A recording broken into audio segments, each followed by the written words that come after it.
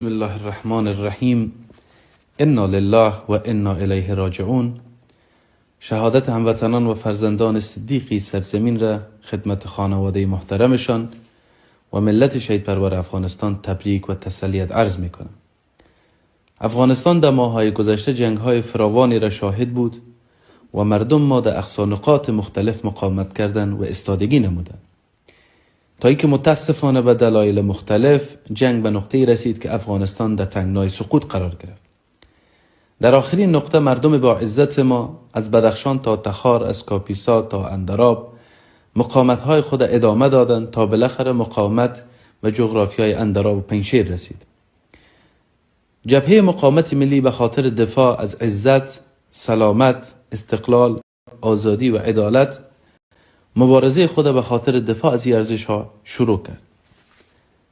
دیروز بعد از اعلامیه علمای سرتاسر کشور، جبهه مقاومت ملی فیصله علما را نهایی و لبیک گفت و احترام گذاشت. اما طالب‌ها خوشبختانه که طینت واقعی خود را نشان دادند و بالاخره برخلاف چیزی که در ظاهر میگفتند نشان دادند که نه باوری به شریعت دارند، نه باوری نه به قرآن دارند و نه فیصله علمای سرتاسر افغانستان باورمند هستند. و بعد از فیصله علما اونا حملات گسترده خود برخلاف فیصله بالای ملت و مردم ما شروع کردند که باعث کشته شدن تعداد زیادی از هموطنای ما از جمله بخشی از خانواده ما شدند. ما نه تنها با این شهدا جگرخون و ضعیف نیستیم، بلکه از دیرباز چه خانواده ما مثل تمام خانواده های دیگه به خاطر عزت، به خاطر دین، به خاطر خدا و به خاطر افغانستان مبارزه کردیم و شهید دادیم. هموطنان عزیز، امروز اتفاقاتی که هفته در روان است تصویر کوچکی از آینده افغانستان می باشد.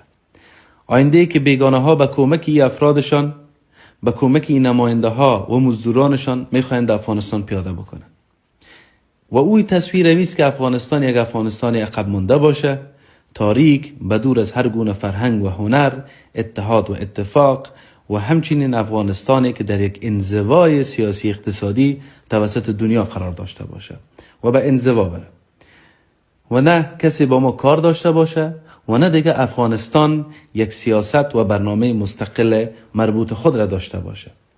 حمله دیروز به واضح نشان داد که نیروهای بیگانه همسو و در کنار طالبها در مقابل ملت افغانستان از دیرباز قرار داشتن و هنوز حضور دارند. امروز پیام مشخصی به مردم عزیزمون داره. هموطنان ما در هر گوشه‌ای که هستین، چه در بیرون و چه در داخل، فراخوان میتیم که قیام عمومی را به خاطر عزت، آزادی و سربلندی وطن ما آغاز کنیم. هر کسی به هر شکلی که میتونه استاد شود و فریاد هیهات من الذل را بلند بکنه.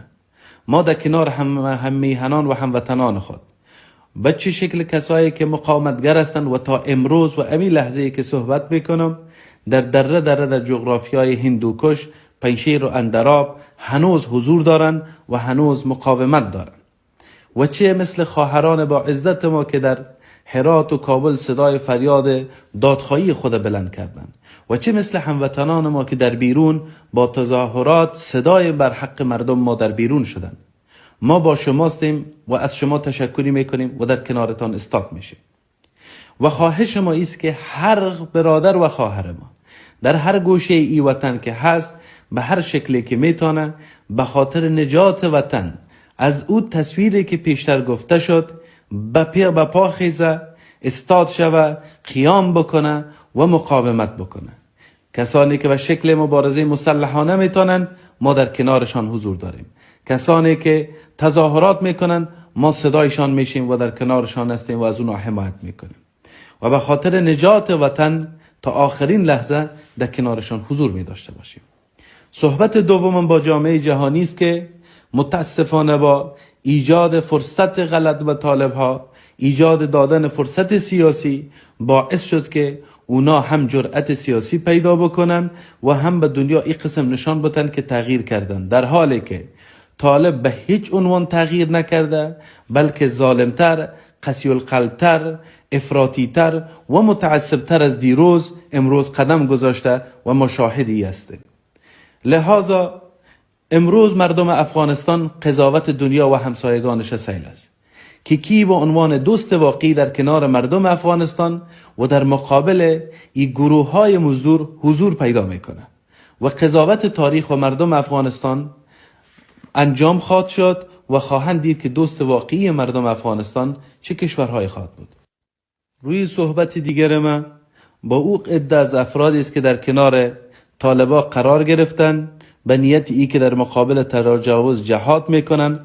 امیدوار هستم امروز با ظلم ها و با جنایت هایی که طالب کاملا مخالف شریعت اسلام، مخالف فیصله علما و مخالف روحیه ملی و روحیه اسلامی انجام دادن، امیدوار هستم که اونا از خواب غفلت بیدار شده و بفهمند که خود را، خانواده خود را و آینده خود را و آخرت خود را به تباهی میکشن. شمایی که شاید با نیت خیر خیسته بودین، امروز وقت جبران اشتباهاتتان رسیده. شمایی که از بدخشان تا تخار، شمایی که از هلمند تا قندار حضور دارین، وقت جبران اشتباهاتتان امروز است.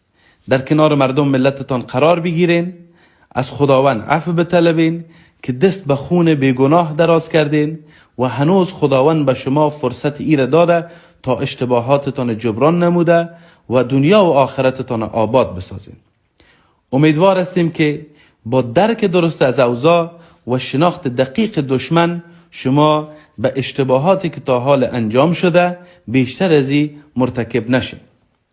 یک بار دیگه شهادت جوانان صدیقی سرزمین را خدمت همه تسلیت عرض می کنم و متعهد به تعقیب رای آن هستیم. جبهه مقاومت ملی به زودی سخنگوی جدید خود اعلان نموده و بار دیگه اعلان میکنه که شهادت افتخار ماست و به هیچ عنوان شهید دادن و همچنین فشارهای بالای جغرافیا آوردن از روحیه ما نمیکاهه، بلکه در کنار ملت و مردم خود تا آخرین نقطه و تا آخرین لحظه جبهه مقاومت تا آزادی افغانستان و پیروزی مردم افغانستان ادامه خواهد داد و ما باورمند هستیم که ان شاء الله به توفیق پروردگار و همت مردم ما پیروزی حتمی است و در مقابل اراده یک ملت هیچ قدرت و نیروی استاد شده نمیتاره.